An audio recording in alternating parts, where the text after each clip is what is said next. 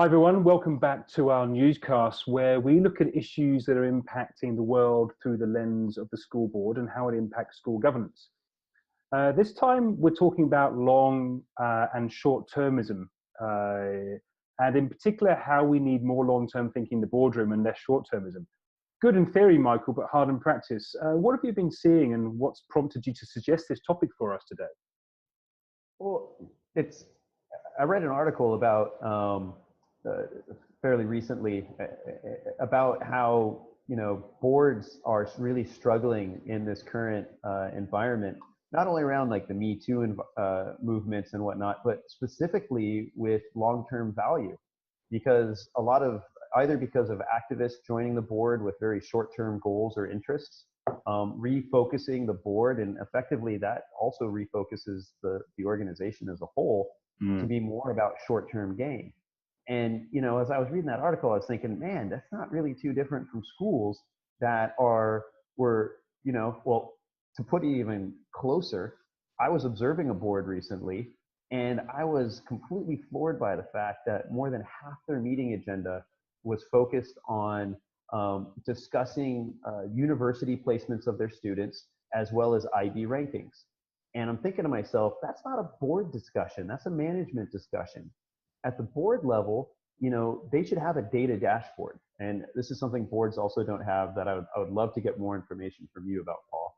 But they should have a data dashboard to where, IB rankings and student placements should be part of that data that they're looking at. But if they're not discussing it unless it exceeds a threshold, and if they are discussing it, they're really robbing themselves of the opportunity to look long-term. They're completely embedded in the short term. I agree. If you look at a lot of agendas of boards, whether they're schools or otherwise, it's so fixated on short-term statistics, which really should be for noting. And there's always this thing in boardrooms where you have things for decision, things for discussion, things for noting. And the noting is purely for noting. But people get bogged down in that, so they can get their eyes focused towards what's happening right now, as opposed to what they should be thinking about, that forward thinking. They represent long-term viability of an organization, of the school. And especially as I know we've talked about before, that the head of school principal role is becoming, the average tenure is about 3 years now. So, you're thinking about the board represents that long-term viability. And it's think about what it does to the organization as well. When you have a board that's only focused on student placement and IB rankings, and maybe they get a 3 to 5 year strategic plan, but at their level that makes sense to them. But as you drive further down into the organization, the kinds of questions people are left with is, what are we working towards? Why are we so focused on every year rewriting the curriculum? All they know is that management's pushed by the board to get these results, and partially that the board itself and management are pushed by the community to get certain results, and so they're trying every year to find new ways to do it. And so literally they are reinventing curriculum every year. It's this vicious cycle, and that educators never know when it's going to end. And because they're trapped in this vicious cycle, they're not capacity building their organization to be able to endure change. They're not capacity building their staff to be able to affect meaningful change or to become great schools.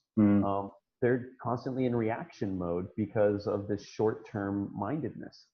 Yeah, and that's the thing, you mentioned that, it's pure reactive, and whether they're reacting to a change in legislation, to a new board member, we've talked about before, activist board members in schools coming in with a single issue they want solved, usually potentially relating to their own child. And that's one of the problems with schools specifically, is about the way the board rotates and revolves. Yeah. Well, let's take a look at another aspect of it as well, and is differentiation. When you're constantly reacting to the environment, what you're doing is you're just more closely aligning yourself with it. So you're looking at what one school is doing and you're trying to keep up with them. So then you start looking at the programs they have or the types of students that they're gravitating towards or gravitating towards them. And so you start developing programs or doing things that are similar because you want to get those students as well. Mm. And at the end of the day, and this is effectively what's happened in the last 10 years, is, you know, you could call yourself an American school. You can call yourself a Canadian school. You can call yourself a Montessori school. You can call yourself whatever school you want. But at the end of the day, I fail to see the difference between so many of these schools. And on top of that, because they've cobbled together all these different programs to compete with each other based on these perceptions that their demographic of parents have, you know, they're also creating these completely disparate environments within the school where you have a bunch of different specialists focused on different programs that are incapable of articulating them. And one of the areas that schools, international schools, are struggling to do is articulate their own curriculum, and they don't understand why it's so difficult. Well, it's because they've thrown so much on top. And, you know, how do you make sense of it beyond, you know, marketing jargon? Well, to be honest with you, you need teams to be able to do that. And the teams need to know what's going on in each other's areas, and they need to be communicating more effectively. But because they're just struggling to stay above water in their own respective grades or subjects or program areas, they're unable to actually have meaningful conversations with each other, which prevents articulation. And at the end of the day, you know, coming back to differentiation, well, what have we accomplished outside of really mucking up the environment internally? And at the same time, all we're doing is chasing what everybody else is chasing after. So it's another sort of catch-22. It's I got to say, putting my empathetic hat on and my compassionate hat on, as you and I are both parents of school-age children, and moving away from being sort of governance advisors towards schools and other boards and working with that room and here's best practice, to going, you know what, I want the school to be doing everything they can to make sure that my child, not children 5-10 years are sorted, because that's why they're going to that school. I can understand how boards can get sucked into the short-termism and into the reactive and the activist, because I can empathize with the pressures that I might want to put on them. No, I don't, luckily, but others like me who are thinking about my child in that school environment. So maybe the next, you know, 5-6 years, whatever, you know, maximum life of a person in a particular school, 7 years. So is this, how can boards, you know, and again, if I just to have my own anecdote, to show the other side of this and why schools can be so unique. I was recently talking to a board director who lives close to me. She's on the Auckland Airport board and also Western Sydney Airport board. And Auckland Airport is going through this big change. It's a massive bit of real estate. It's one of the biggest companies in the region. And Western Sydney isn't even open yet. It opens in 2026. But what was really interesting for me was how she wasn't thinking, the board weren't thinking about 2026, you know, 7-8 years time when it was launching. They were thinking about 2040, 2050, about the airport at its peak, when population's peaking, where flow's peaking. And that was really encouraging. But that's wonderful for an infrastructure organization, but it doesn't really translate so much to a school, or does it? So how can schools, you know, is this a problem of the boardroom? Is it a problem of structure, composition, who's in the room? You know, how can they sort of get away from all this like navel gazing short-termism into the long-term thinking? It's unfortunate, you know, you were sick last week because, you know, we had the webinar about effective communications in the boardroom, and that it really just comes down to who's facilitating the conversations in the boardroom, because that person who's the facilitator really needs to keep people focused on the long term, the big picture. They're the ones constructing the agenda. So at the end of the day, you know, let's look at the board chair. What's the board chair's priorities? If that board chair's priorities are focused on, you know, student placements and rankings, they shouldn't be the board chair. Yeah. You know, and ultimately, you know, what else is driving them? Because is it in sync with what the long-term need of the school is? Or maybe the chair themselves, and a lot of these boards are you know, parent elected boards that allow themselves to be short-term, because every 2 to 3 years they're electing new board members, so they can't even go think beyond that horizon anyways. So how do you ensure? Sounds like politics. Yeah, right. So how do you ensure continuity when you don't have people that have the institutional memory and, you know, can't stand up and say, hey, you know what, this school was founded for this reason, and this is what we should stay true to.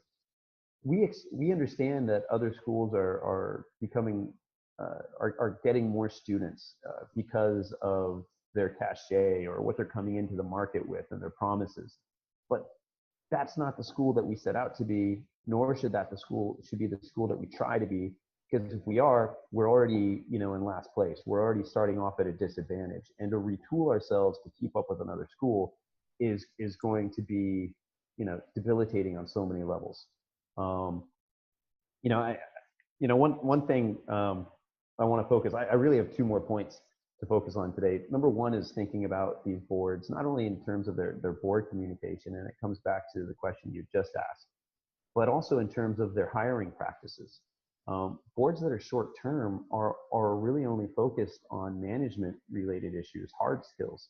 A school that I'm working with now in terms of their hiring for the head of school, you know, I'm really impressed, number one, with how they reached out to me and what was important to them and the key words that they were looking for in terms of this placement they want to make. They were, you know, they're really focused on the fact that, hey, we're a community school.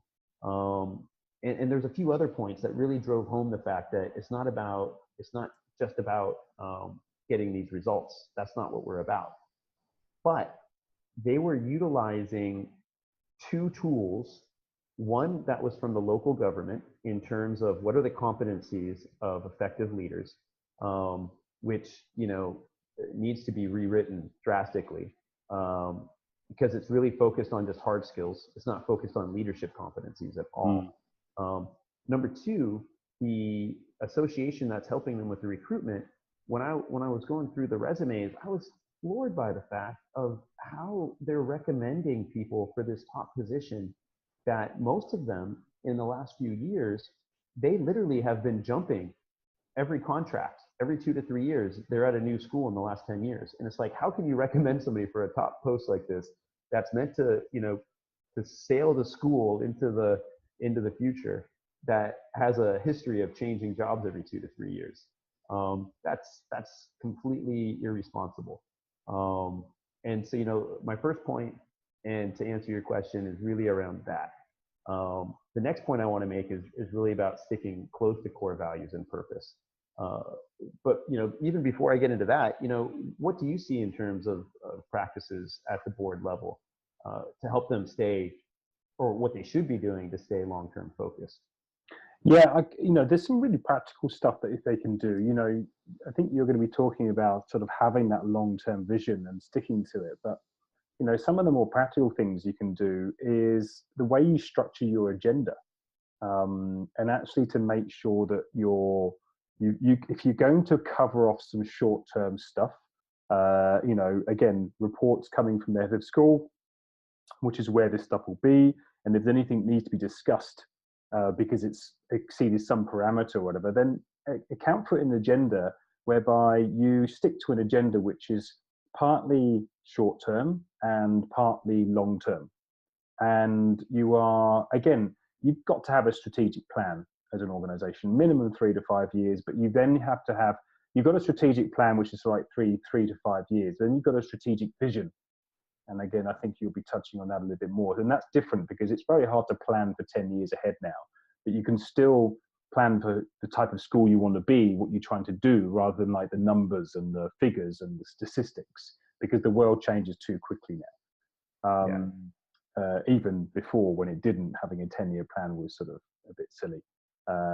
especially a 10-year budget, but people have them. So again, having that structure, having that purpose, going back, I think recommending people listen to your communications webinar that I desperately sorry that I missed, because it's something that's really close to my heart around, how you're actually communicating things.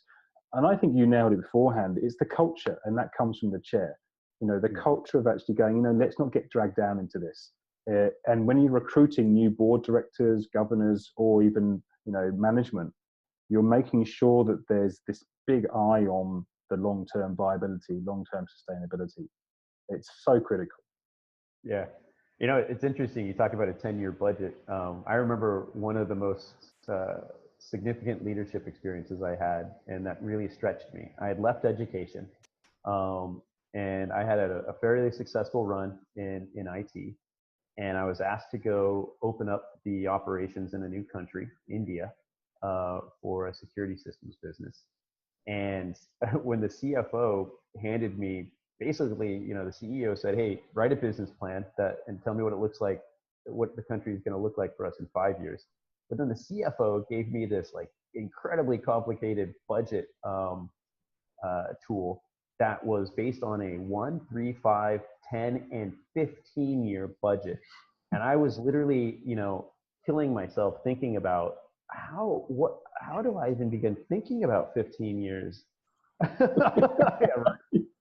But it wasn't so much about being exact or precise. It was just about getting the mindset, focusing on, let's start looking at what growth looks like. And in terms of growth, how are you going to manage that growth? What's your team's going to look like? What's the company going to look like? And it, took me a while to get around it. But as I did, I started to really understand the fact that, I'm not just focusing on, my team today. I need managers that do that. I'm focusing on the managers I need tomorrow. And that really changed my mindset terms in recruitment. Am I recruiting somebody who's helping me with build capacity today or build capacity tomorrow? And that mindset of a leader that's the true differentiator. Yeah. And so, that 10-year budget thing. But hey, my closing point today is really around, I come back to Jim Collins and going good to great. Even the article he wrote for the Harvard Business Review, Built to Last. And, he really makes the point that an organization needs to have core values and core purpose. These are unchanging. You cannot renegotiate them. Unlike where schools, they'll do a revisioning or they'll change their mission statement every third or fourth head of school that comes in, which is preposterous. But these are the enduring things. This is why we were established. This is why we exist. And we hire people that support it. But strategy can change. The strategy changes as a reflection of what's going on in the environment. And what this looks like is we go back to 2008 during the financial crisis, when a lot of schools in China got hit really hard by the loss and attrition of students. And, it threw them into a flux because here they just had unlimited funds to do what they needed to do. And even though they managed it well, and many schools had done a very good job insulating themselves from the crisis because they had the funds to draw upon to see them through and help them to restructure. But the question they were asking back then was, what kind of school do we need to be? Who are we now? Because they were having this crisis of culture in terms of, well, who really are we? What programs do we keep? And when you start to lose a certain critical mass of students, there's certain programs you can't offer anymore. So now you have to prioritize, which programs do we keep? And that really started forcing them to ask, well, who are we? When a strong school, a great school, doesn't need to ask who we are. They need to ask, how big do we need to be? And when you know who you are, it changes the paradigm of the conversation. Now we're talking about, what do we need to do to stay true to our values and our purpose? Which programs, and you already know what those programs are, so they're easy to prioritize, and you know how to weather it. And then as you stay that course, you're sending a strong message to your community and to the other communities that, hey, there's no problem here. And in fact, if you know, schools like that are going to have more people attracted to them. And they're going to have a lot less turnover in terms of staffing as well. So, you know, my final point about this long-termism is the fact that if you have a board that is focused like that, they help management stay the course and say, hey, don't worry about who we are. Keep the programs that really reinforce who we are. The other ones we have to let go. That's the easy thing. Just stay the course, you'll be fine. And that sort of message reassuring throughout the community also helps people not only feel more secure in their roles, but they become better at what they do because they know they have that ability to see through and to grow.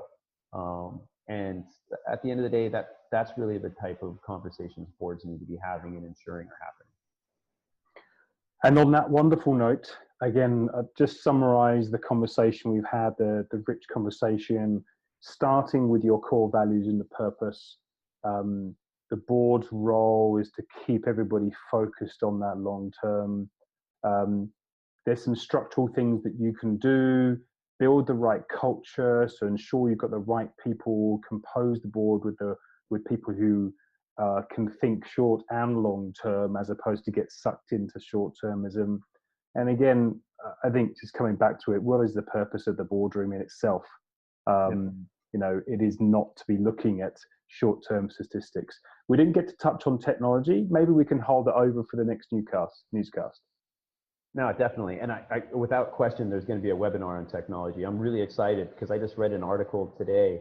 I'm going to be posting it into our LinkedIn group, the School Governance Network, for all those that are paying attention. This is where these newscasts and the webinars are going to be posted. And this week, I'm putting one in there about AI in the boardroom, which I'm really excited to see you comment on because I know you got lots of great stuff there. And yeah, well, I'll post up just on that. I'll post up in the same group a podcast that we did, not we, but I did on my podcast Boardroom Hustle a few months back about AI in the boardroom. Very much how AI is supplementing decision making, but also potentially, if we're thinking about further forward, about director performance in itself as well. So it's a fascinating topic, scary and wonderful at the same time. So can't wait to touch on that stuff. So for those following us, if you're getting this video, it's because you're somehow connected in our networks. Make sure to go into LinkedIn, follow us on the School Governance Network, and that way you can be more proactive in getting the content that we post there. With that said, Paul, we're in the holiday season. I want to wish you and everybody else a happy holidays, and I look forward to picking everything up in the new year because we got a lot of great webinars coming your way, and there's always things happening in the news that just makes these newscasts so fun to facilitate with you. Too true. Thanks. All right. Bye-bye.